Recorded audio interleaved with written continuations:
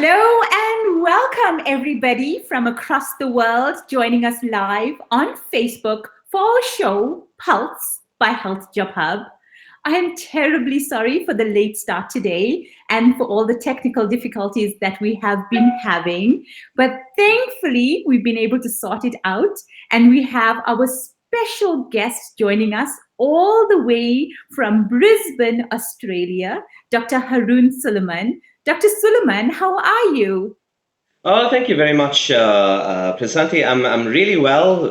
Although it's in the wee hours of the morning, but I'm a late owl, so I'm up and about. I'm all excited to proceed with this. It's really great to hear you and to see you. You know, it's been a while. But it's fantastic. Thank you. I'm really honored to be asked to address an audience and like this. And you've had some fantastic guests earlier on. I'm just wondering whether I fit in this league. But hey, thank you very much once again. I really appreciate it, and I hope to share some of my thoughts, some of the current events, and maybe some of my path to becoming a doctor and a family physician. That is wonderful. And we really sincerely thank you for joining us in the early hours of the morning. What time is it there in Brisbane today? At the moment, in fact, we're looking at about 2:30 in the morning. It's actually Monday already, but it's 2:30. Oh, goodness me. Well, a huge thank you, a huge shout out to you. Thank you so much for being here and to inspire our guests in Pulse. We are so happy to have you. My name is Prashanthi Naidu, founder of healthjobhub.com. I started Pulse to connect with all you amazing people, share incredible stories, and to be inspired. My mission is to unveil the pulse behind the pulse. To our viewers, Pulse by HealthJobHub is a live talk show. So if you have any questions, please ask. If you enjoy the show, please smash the like button and share with your network. I'd like to thank our sponsor, healthjobhub.com, for sponsoring this show. In response to COVID-19, healthjobhub.com has opened up our platform to all employers during this time of need to post unlimited jobs. Dr. Suleman was born and raised in Pietermaritzburg, KwaZulu-Natal, South Africa. He has dual citizenship in South Africa and Australia. He qualified in Durban at the University of Natal, and he did his internship in Pietermaritzburg. He then spent a few years in pediatrics, emergency medicine, and general surgery. Thereafter, he did a short stint as a resident medical officer in England, Cornwall. He came back to South Africa and went on to do an 8-year block in rural South Africa. Thereafter, he traveled to Ireland and spent 2.5 years there. And now he's settled in Queensland, Australia, where he has completed his fellowship in general practice from the Royal Australian College of General Practitioners in 2015.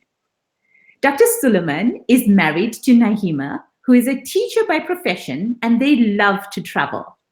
Dr. Suleman spends his spare time traveling, reading, video gaming, and doing calligraphy. Wow, that is quite an impressive bio, Dr. Suleman. And I see that you have traveled considerably. You are registered in several countries as a physician. And, a lot of our guests, as well as a lot of our viewers, always want to know what's it like to be a physician, number one, and number two, to travel between countries as a physician. So I'm so excited for you to share your insight into this. Please share your story about what inspired you to pursue a career in medicine and become a family physician. Well, Prasanthi, thanks for inviting me once again. Prasanthi, it's a long road, and I don't know where to start. But perhaps I'll just start at the beginning. I grew up in South Africa, and South Africa was a very strange place. In the 80s and 90s, we had this. We were under apartheid rule, and it was strange times. But I would say that I've had a very happy childhood.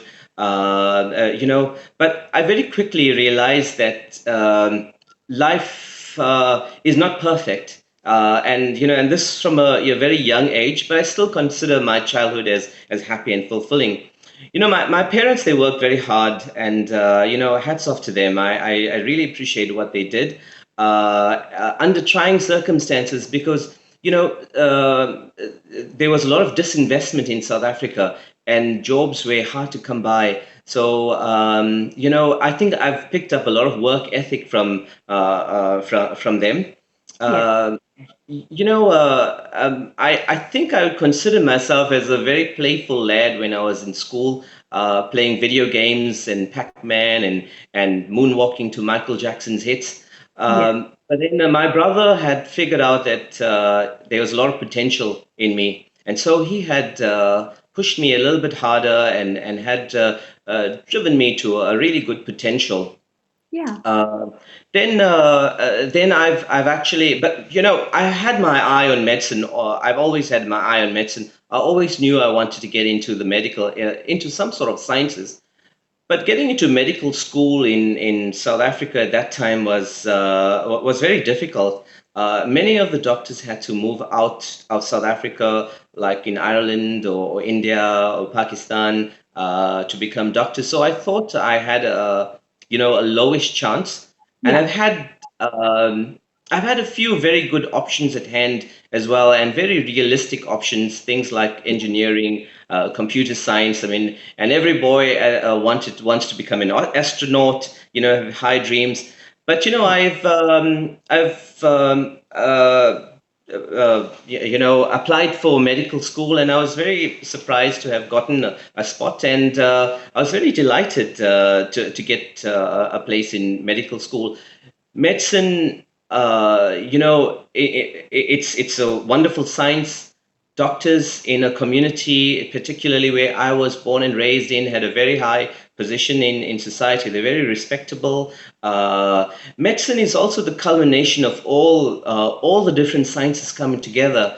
But the human is something more than just the sum of all the parts. There's something special about the human, and it's an honor and a privilege to learn about the human body. I was very happy to actually get into a science, and medicine, I think, is well, is it's wonderful culmination of all the sciences together. No, congratulations, Dr. Suleman. That is absolutely amazing. And thank you for sharing that inspirational story. You studied in South Africa. You lived and worked in Dublin, Ireland. And now you're practicing in Brisbane, Australia. Please share your story about your journey moving from South Africa, going to Ireland, and now settling in Australia.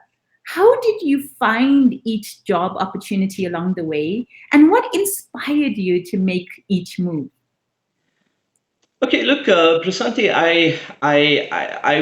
after dabbling around in a few different specialties, I was wondering, I think everybody who comes out of university, particularly medical school, needs to decide about their vocation in life and what sort of path they want to choose in the medical career. I was a little uncertain. I really loved pediatrics. Surgery was very interesting, and it was, but surgery was quite taxing and very tolling. The long hours and that go by, and I think Peter Marisburg then was very, very busy in terms of surgical discipline. We were really, really short staffed. So I took a locum offer in rural South Africa. Yeah. And I really, really enjoyed it. I feel that had really brought out, it had really uh, brought, honed in my skills of being a family physician. I was able to grow a lot and develop a lot of skills, as well as working into the hospital nearby over there. Yes. I was able to still keep up some of my technical skills. Yes. Uh, but to answer your question about what inspired me to work to Ireland, I hate to bring politics into it, but it was really politics. After an 8-year stint, I've decided I wanted to study further. I think although my experience was fantastic, I really didn't feel I wanted to stay in the rural area for all my life, and I still had, fair amount of time ahead of me. But Yes. and I sort of decided on a few disciplines in terms of surgery, in terms of specializing. But South Africa was going through yet another difficult phase, and the medical establishment in South Africa then were really changing the demographics of its medical staffing. Yes. Uh, so, so I was really sort of rejected in several disciplines that I wanted to get into, and I was really disappointed, to be honest with you. But I do understand the political situation in South Africa. I really didn't know what to do with myself then. But So Dr. then, Suleman, before you tell me about Ireland, because I know that's an exciting story about moving, I wanted you to share a little bit more about that experience in the rural township, that 8-year block, because I do remember you telling me about the 12-year-old girl, and we are showing her picture right now on screen. Can you share that story about how she inspired your work that you did at the time you were there?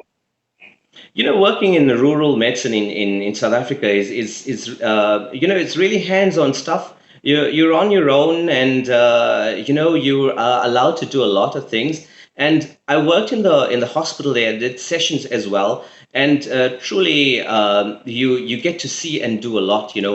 Motor car accidents, gunshot wounds, Yes. cesarean sections. But the thing that inspired me most was about HIV, and Mhm. it's the tragedy of what HIV was. I Yes. was in that situation where the virus has really gone really out of control, and Mhm. there was a little bit of it was fairly sluggish, the way that the government had actually worked its way into managing it. Yes.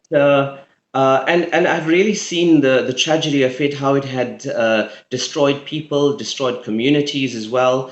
Yes. But at the same time, it was very rewarding. It was Yes. rewarding in the sense that it was really wonderful to nurture someone coming back from on the brink of dying. Now, Yes. this little girl, I remember her with a lot of emotion. She's about 12 years old. She had nobody else to mourn for her, or to accept a grandmother, a doctor, and a kind nurse. She had, whenever I saw her at the hospital, I had the privilege of treating her. Whenever I Yes. saw her at the hospital, she would always say this, despite having oxygen masks and drips, and this frail little gaunt figure would just I'll ask her, "How are you doing?" And she'll tell me in Zulu, "Ngiyaphila, I'm well." So, Yes. despite all of that, she would still say that her birthday was just a few days ahead of mine. So, in around the 12th birthday, we threw her a little party, and we'd given her a gift as well. Yes. She just couldn't believe it. Is this for me? Is this Oh. forever? But sadly, she didn't. That was her last birthday. And I have to say that I really, really think about her often, because she's changed my perception about medicine, changed my perception about life on a very philosophical level as well, because, she really was very courageous. She was absolutely courageous. She was humble. She was grateful. She was sad. She was confused. But she still tried to enjoy what little life she had. And for me, she represents all of those children and all of those people who died from HIV, and Mhm. especially the children, through no act or omission from their side. Yes. And for me, just talking about her, it means that we have not lost this life in Mhm. oblivion. Just by thinking about her, it brings her to life. And this little humble girl is now, her story has now reached many people all around the world, and I Wow. salute her. Absolutely. And so do we. Absolutely. No, thank you for sharing that. That's such a touching story, and her, spirit will live on. And I'm so glad that you've shared that with us and how it's inspired your journey. How did you then transition from going from rural South Africa to Dublin, Ireland? Look, as I said, I was reaching a certain block in terms of studying in South Africa, and it Mhm. so happened that Ireland was going on a recruiting drive to South Africa, and I managed. Attended one of the seminars, Yes. and I decided. Look, I didn't know what to do with myself and my career, so I just decided, my wife and I, let's head off to Ireland. Uh, it's a chance to travel, to earn some foreign currency, visit Europe, and also to see what sort of prospects lie ahead of me there. Look, we Yes. loved Ireland. We loved Ireland very much, and if you can't love a country and not love its people. Yes. We have also become very fond of the Irish people.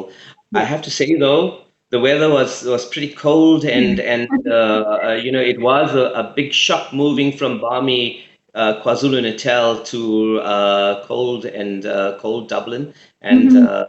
we're not prepared. But pretty soon we got the hang of things, and we managed to buy some good thermal and gloves and hats. And yeah, sure, we loved Ireland very much. Look, I've initially we locumed around Ireland, and I was my wife and I were living like backpackers, Mm. Yeah. clothes on the back and a bag going about.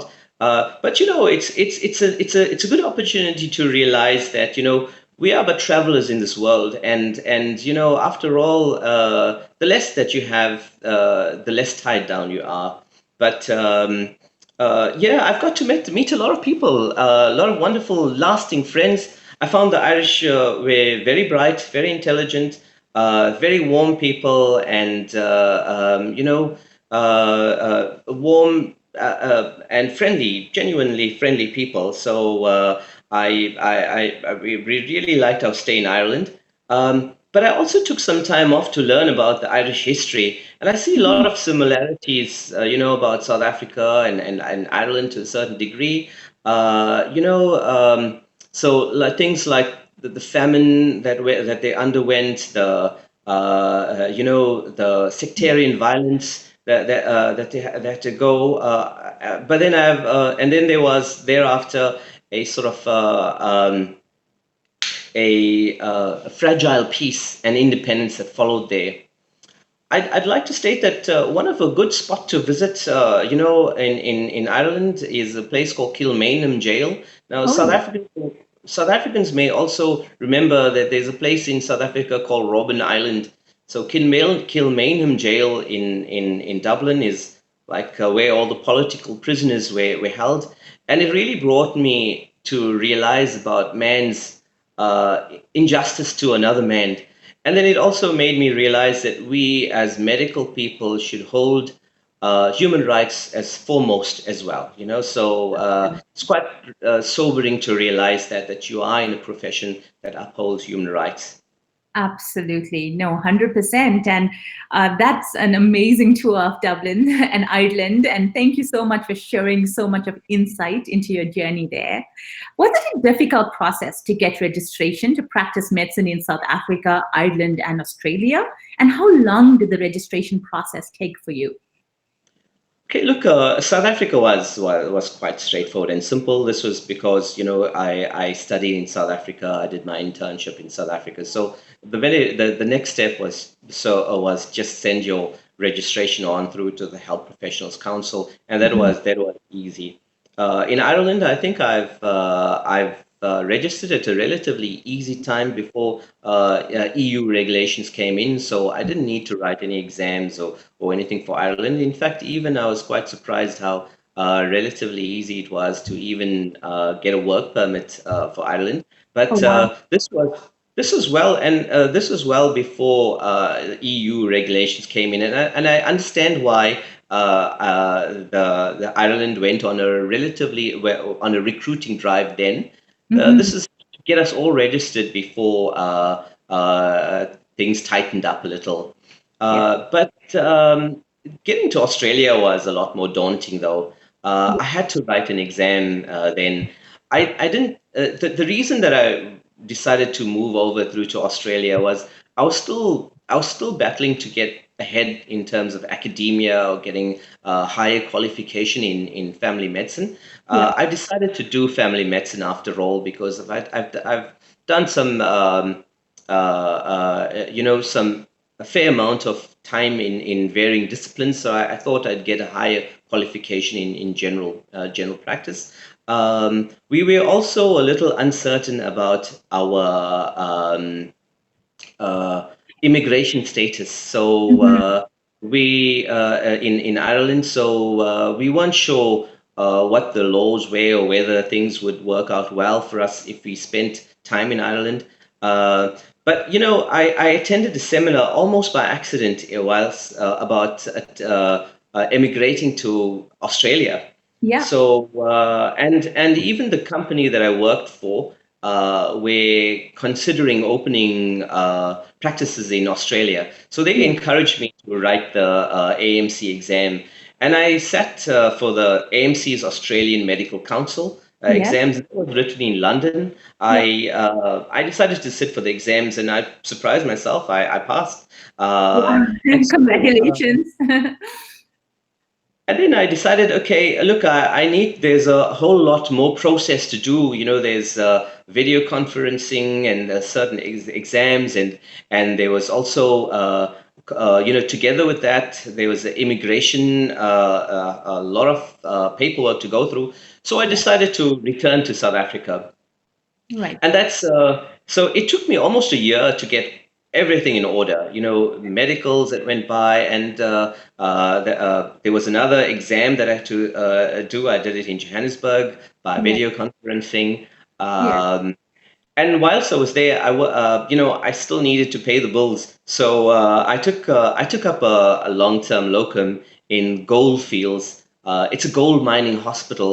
Well, it's a hospital that was purposely built for the miners at gold mines. And yes, I did look around for stray nuggets, gold nuggets in the fields whilst I was walking, to and from the doctor's quarters and the emergency room. Yes. Um, so I dabbled and that's a very good side note to my or a footnote to my career because I dabbled in a little bit of occupational medicine. I did a lot of internal medicine as well. Lots of infectious diseases, things like malaria, and Mhm. these people coming in from Mozambique and from workers coming from Mozambique and from Zimbabwe. Some of Mhm. them came in with malaria and bilharzia. So I was exposed to these very interesting ill diseases. Of course, HIV, they had a very robust Yes. program, so I was involved once again with that.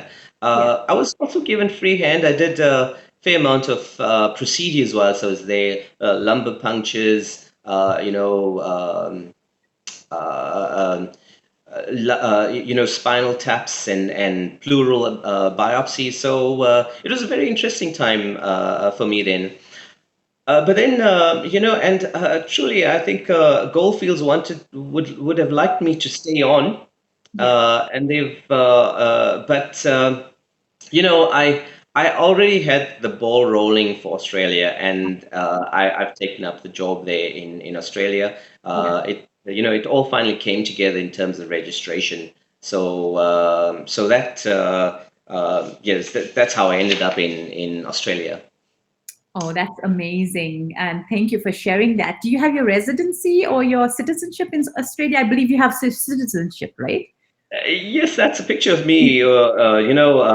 Yes, I do have citizenship in Australia. It took a few steps, though. We had to first got the visa, and then after 4 years, we got residency, and after a year, we got citizenship. Look, it was a very happy time for us getting citizenship. Mhm. To be accepted and adopted by another country. I've never felt it before. I've never thought, but we were really, really happy. One of the benefits of living in Australia, aside from the safety of the country, just having an Australian passport, it's very easy to travel. There's a lot of there's I've known I experienced lots of visa problems, visa issues when I traveled through Europe. Mhm. Having an Australian passport is very, very simple and very easy. So we're very happy to have been. But I still have very strong links to South Africa, and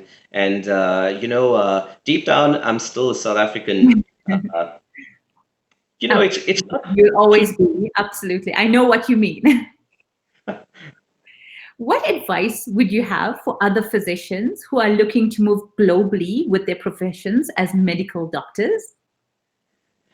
Sure. Look, it's. I would strongly recommend anybody to travel the world. And having a medical degree is the key to traveling the world. I know it's very daunting, particularly if you have commitments like family and financial commitments. It's very and I fully understand the dilemmas that you go through, but it's really worthwhile to travel the world having a medical degree. Yes.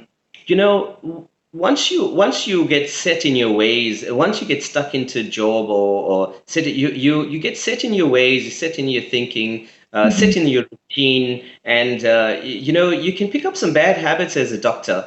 But moving, changing a jobs, moving to another country, it really opens up your eye. And family medicine is really broad. You can really, you can adapt quite easily, to changing circumstances and to changing countries. Yes. You also have coming from another country can bring in your experience to the practice. So Mhm. Yes.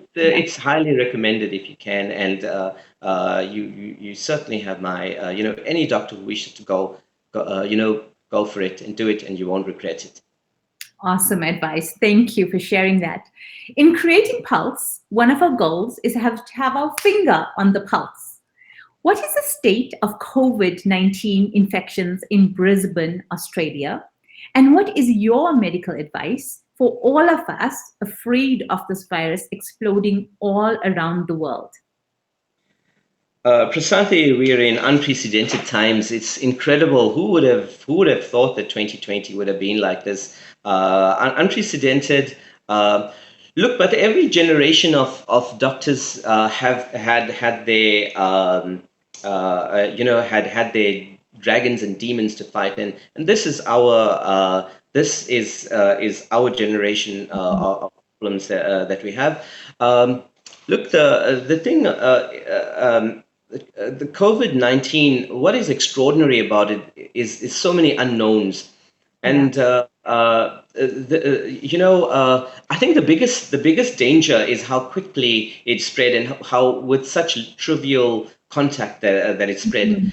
The Mhm. other incredible thing about this virus is that the variety and the ways it presents in the two extremes. You can get on the one hand, you can get people who are healthy and well or with very minimal symptoms, and they're more dangerous than the ones who are actually sitting in the hospital and in the ICU, because the Yeah. healthy ones are the ones who are spreading it in the community. The When I say the healthy or the minimally ill ones, so Yeah. therefore it's very, very important to abide by the rules of the lockdown and to maintain the correct hygiene and the correct principles by them, you know. We're in the front line, and I will have to say, salute. I have to commend my colleagues and my emergency room physicians and the internal physicians and the respiratory doctors, nurses. I have to commend them for the sterling work that they do. And you're making medicine proud. But for us as GPs, I think if we think of it is in military terms, we're in the second line or we're the reservists. For us, we've got to keep the health system running, and by making sure that people are treated, other illnesses are treated well, and they that they are managed well, so they don't end up going to the emergency room, and it places less burden on those who are in the front line at the moment. So it's very vital that the health services still continues to the best of their capacity. My advice to people is,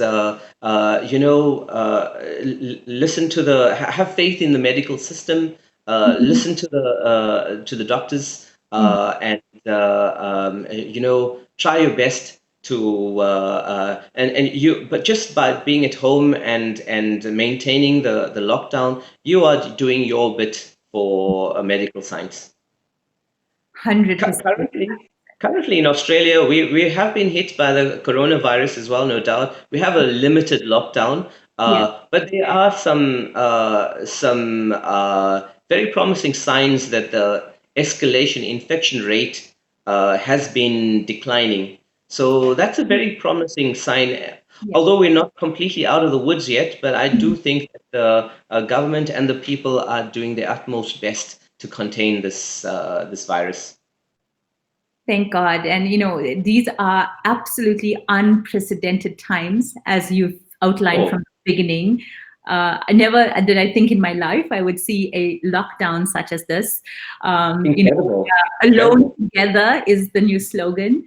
We need to be socially distanced or isolated, but not actually distanced using technology. We could still correspond and we could still be with each other using technology, which is brilliant, but just not together with each other. So for everybody, please stay home, stay locked in. I'll just remind you that when I was in 1990s, when I was still in medical school, South Africa did go through a very difficult patch, and this is also a political upheaval. And I do remember that people were buying. We were facing a civil war, almost facing a civil war. People were buying, supplies, and people were also buying ammunition. The university was a political hotbed. Our university, my brother's university at Durban Westville, also closed down because with the threat of political violence. I really thought that I wouldn't end up completing my medical career. But thankfully, Mandela and de Klerk and reason prevailed, and we sailed. We pulled through that very difficult time. But not without some casualties in the townships. It was different sort of. So this was a little surreal, the lockdown. It just brought me back to just had me remember those times that we had back in South Africa. But on a global scale, this is absolutely unprecedented. It's incredible, incredible times that we're living in. And I just wish, hope, my thoughts are with those who have lost their loved ones. My thoughts are also for those who are currently in hospital suffering. And once again, my thoughts are with those doctors who are in the front line.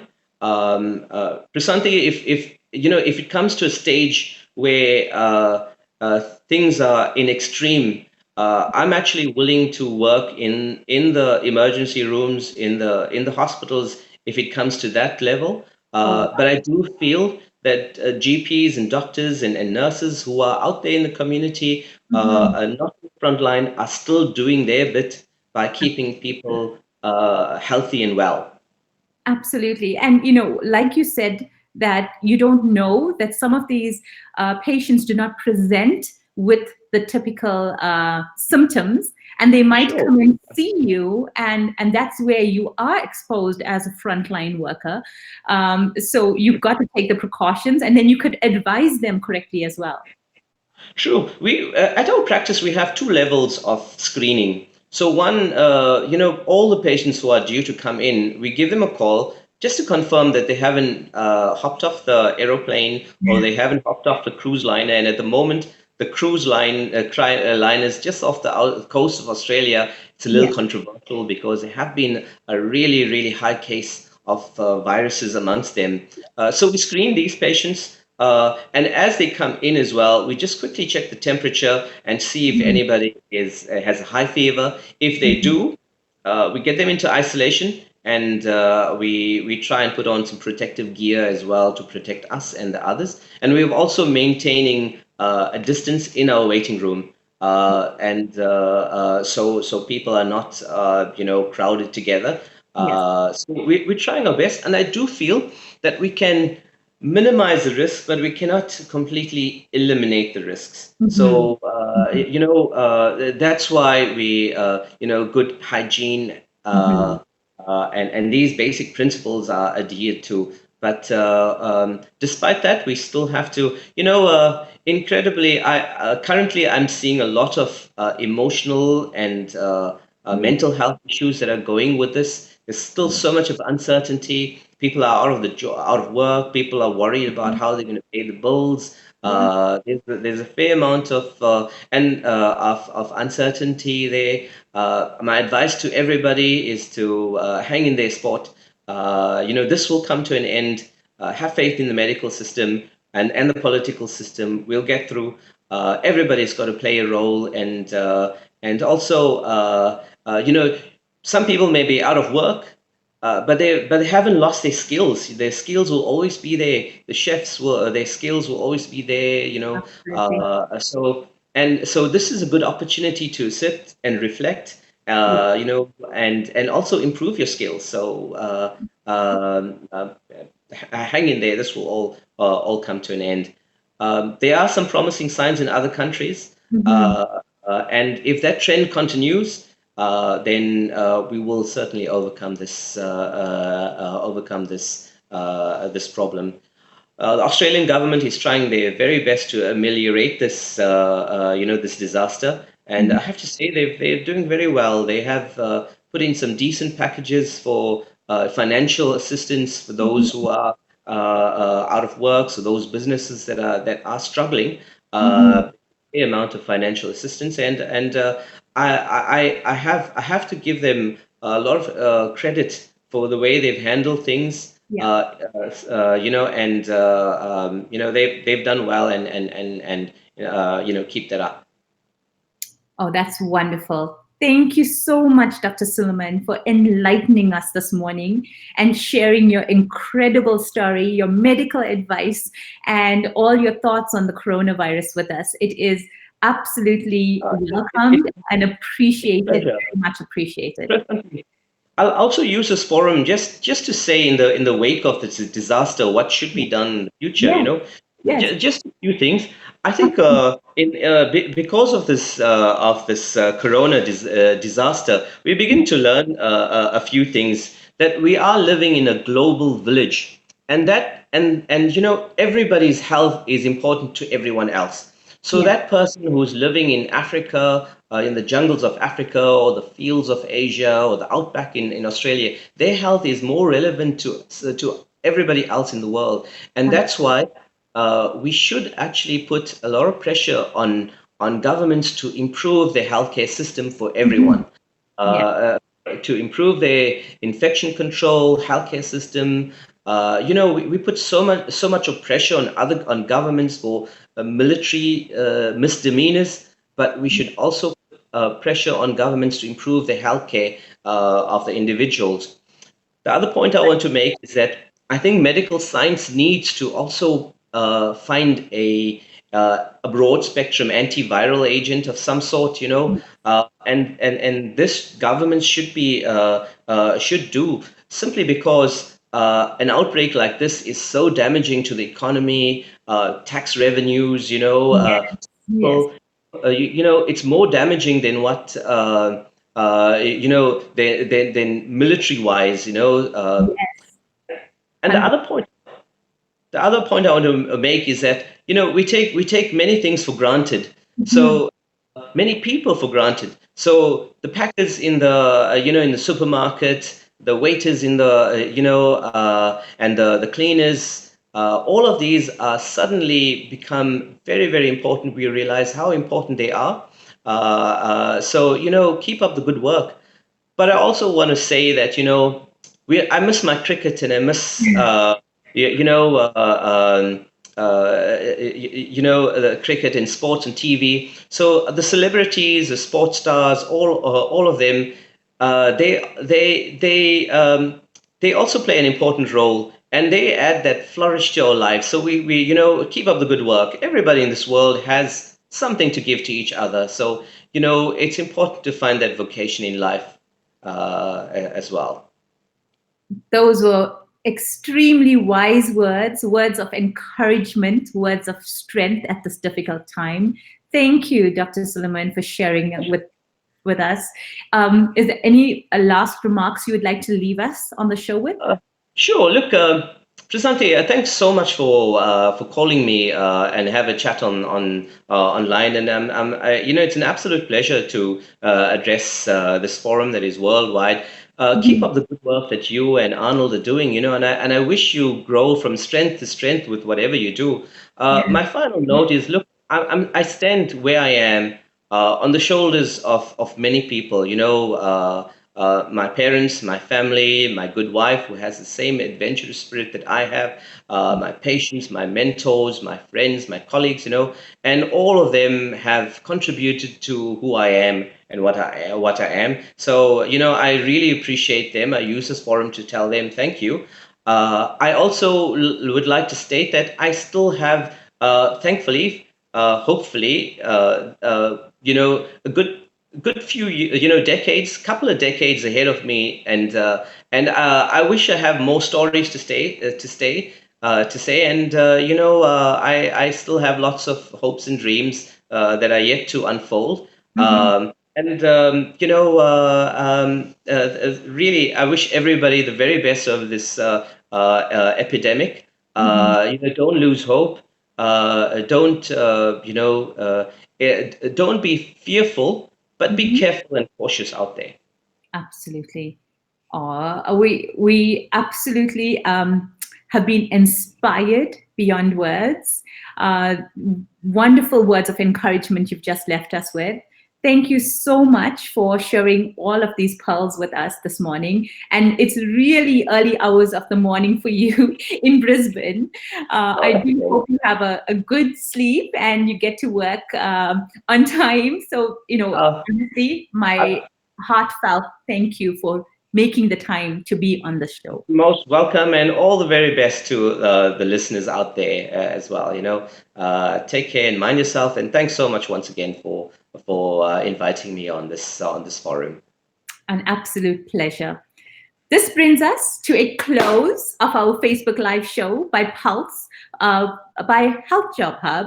I do hope that you enjoyed the show as much as I did.